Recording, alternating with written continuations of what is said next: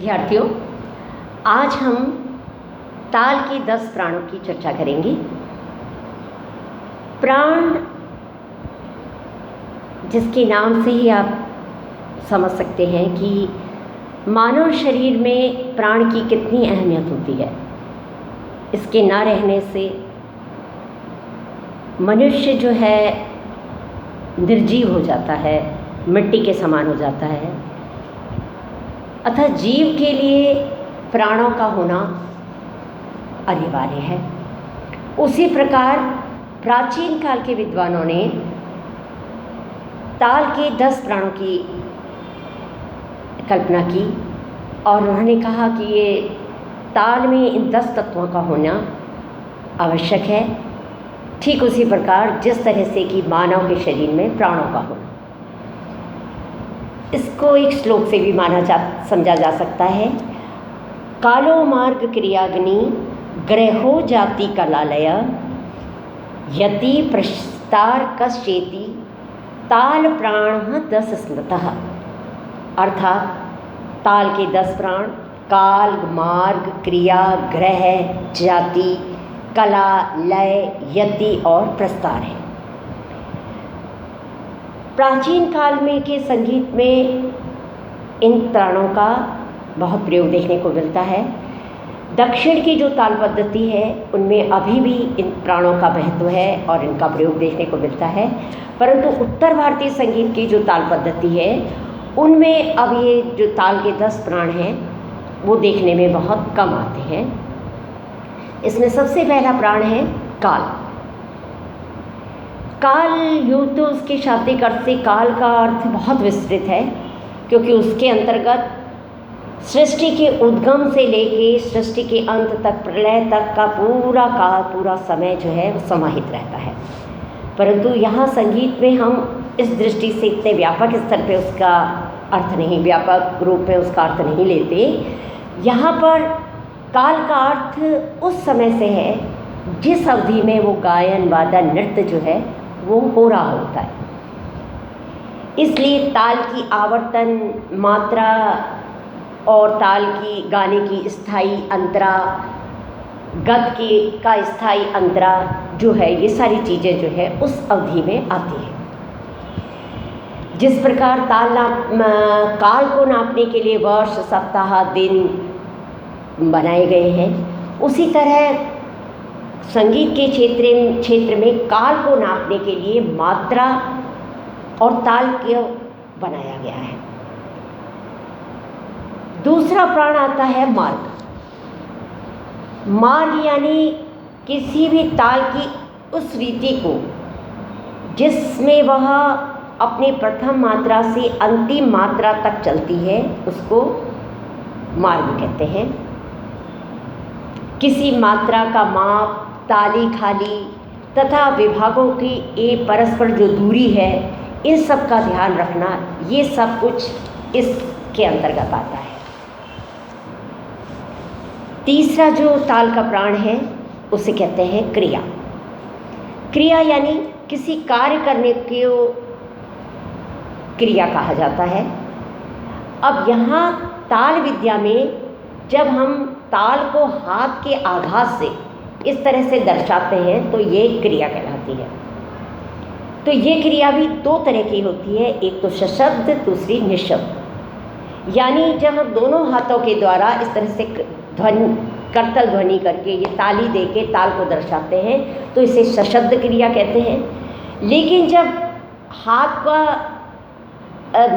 दाहिनी तरफ उसको झुका के एक इशारा भर कर दिया जाता है तो इसको निःशब्द क्रिया कहलाती है। ताल का चौथा प्राण है अंग। उत्तर भारतीय ताल पद्धति में ताल के स्वरूप को दर्शाने के लिए विभाग का अधिक जो है प्रयोग होता है। उसी प्रकार कर्नाटक ताल पद्धति में अंग होते हैं। प्रत्येक ताल के विभाग अलग अलग मात्राओं के होते हैं। प्राचीन काल में जो कर्नाटक ताल पद्धति थी उसमें 6 अंग माने जाते थे: अणु, द्रुत, लघु, गुरु, प्लुत, काकपद। परंतु आजकल जो है आज जो अभी वर्तमान समय में दाक्षिणात्य ताल पद्धति प्रचलित है, उसमें 3 अंगों का प्रयोग बहुत मिलता है, अनुद्रुत, द्रुत और लघु। और उत्तर भारतीय ताल पद्धति में जो है इन अंगों का विशेष महत्व नहीं माना जाता। 5वां जो प्राण है ताल का, उसको कहते हैं ग्रह, यानी किसी ताल की जिस वह मात्रा या स्थान जिससे गीत या गत का प्रारंभ होता है, उस स्थान को ग्रह कहते हैं।